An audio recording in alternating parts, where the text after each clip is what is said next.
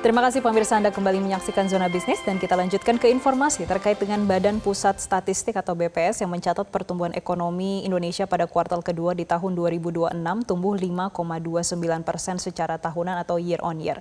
Yang mana capaian pertumbuhan ekonomi kuartal kedua di tahun 2026 cenderung lebih tinggi jika dibandingkan dengan periode yang sama di tahun 2025 yang tumbuh 5,12% secara year on year. Secara kuartal, ekonomi Indonesia tetap pada triwulan kedua tahun 2026 tumbuh 3,73%. Namun capaian kali ini cenderung lebih rendah dengan pertumbuhan di kuartal pertama tahun 2026 yang mencapai 5,61%. BPS menilai kontribusi pertumbuhan pada periode ini ditopang sektor industri pengolahan, perdagangan, konstruksi, serta komunikasi. Sementara dari sisi pengeluaran, konsumsi rumah tangga menjadi sumber pertumbuhan tertinggi sebesar 2,67%, didukung momentum Hari Besar Keagamaan dan periode libur sekolah. Selain itu, pembentukan modal tetap bruto atau PMTB dan konsumsi pemerintah juga ikut berpartisipasi, mulai dari penjualan retail kendaraan bermotor, serta pencairan gaji ke-13 ASN, TNI, dan Polri. Menteri Koordinator Bidang Perekonomian Erlangga Hartarto menyebut pertumbuhan ekonomi Indonesia sebesar 5,29% pada triwulan kedua sebagai capaian yang cukup baik. Menurutnya, capaian ini melebihi pertumbuhan ekonomi global rata-rata yang hanya di atas 3%. Bahkan perekonomian nasional masih mampu tumbuh di atas 5% meskipun Indonesia sedang dihadapkan dengan tekanan geopolitik. Selain itu, pada kuartal kedua tahun ini, tidak ada stimulus momentum konsumsi musiman seperti perayaan Hari Besar Keagamaan. Nah, di tengah kondisi seperti itu, walaupun berbagai lembaga melihat pertumbuhan ekonomi global hanya tumbuh rata-rata di atas 3%, Indonesia masih mampu tumbuh di triwulan kedua sebesar 5,29%. Dan seperti kita ketahui, triwulan kedua tidak ada event besar seperti Lebaran karena ini sudah masuk di triwulan pertama.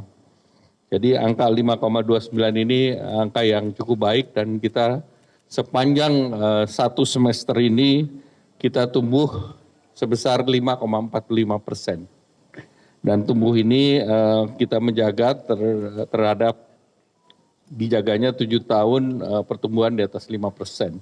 Sehingga dengan pertumbuhan 5,45% sepanjang satu semester ini juga di antara negara lain termasuk di ASEAN itu salah satu adalah top.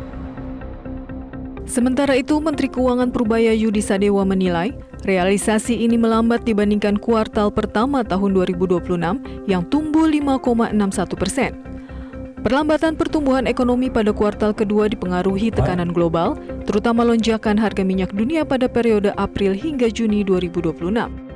Kondisi tersebut dinilai menahan kinerja ekspor dan aktivitas perdagangan Indonesia.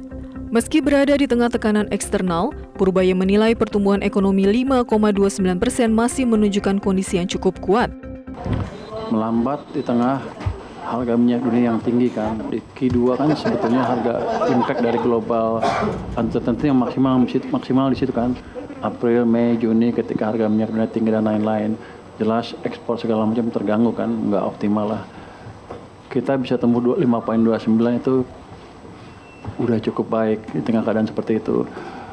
Tapi ke depan saya yakin di triwulan ke 3-4 kita akan dorong ke arah yang lebih cepat di akhir tahun menuju 6% dengan maksimalkan semua engine of growth yang ada di perekonomian, termasuk tadi menambah uang di perekonomian, menekan bunga deposito, bukan deposito, menekan bunga yang diminta oleh SMP di bawah keuangan untuk turun ke level yang rendah sehingga perbankan bisa naruh atau memberikan pinjaman dengan bunga yang lebih rendah.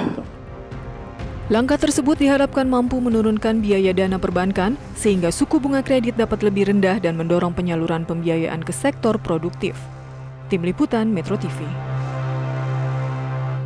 Jelajahi cara baru mendapatkan informasi. Download Metro TV Extend sekarang.